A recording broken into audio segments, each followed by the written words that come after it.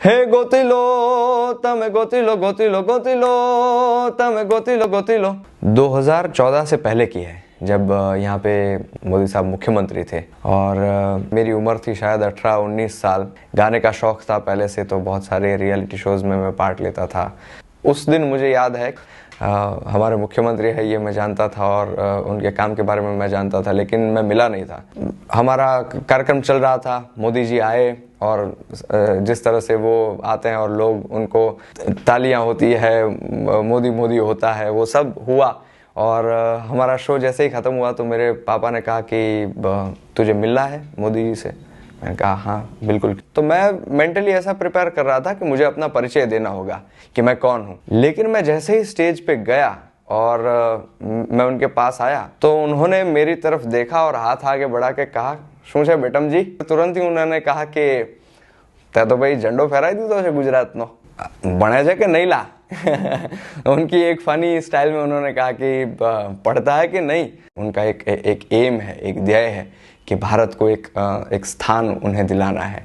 अगर कोई व्यक्तित्व आज के ज़माने में है तो वो हमारे प्रधानमंत्री हैं, नरेंद्र मोदी जी हैं। वो चैलेंजेस को एक्सेप्ट करते हैं।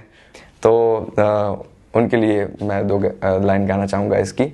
किनारे तो खाली पड़े नानी नानी पगली ने, नाना एवा सपनानी रेत वाળી ढगली ने, तोफानो तराप मारे हले साओ हांफी जाए तोय जेनी हिम्मत अने हाम नहीं हांफे, एवो खारवो खलासी एवो हाडनो प्रवासी, एवो खारवो खलासी एवो हाडनो प्रवासी, गोतिलो गोतिलो गोतिलो गोतिलो गोतिलो।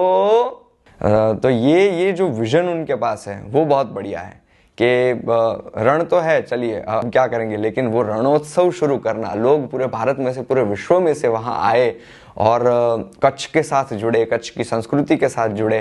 मोदी जी का ये जो थॉट है रण उत्सव का और रण को हाईलाइट करने का, ये उसके पीछे एक बहुत बड़ा जिसे कहते हैं ना फोर्स है।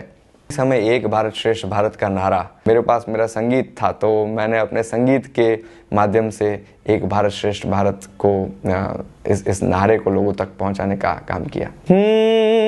आओ बनाए एक भारत, आओ बनाए श्रेष्ठ भारत, आओ बनाए एक भारत।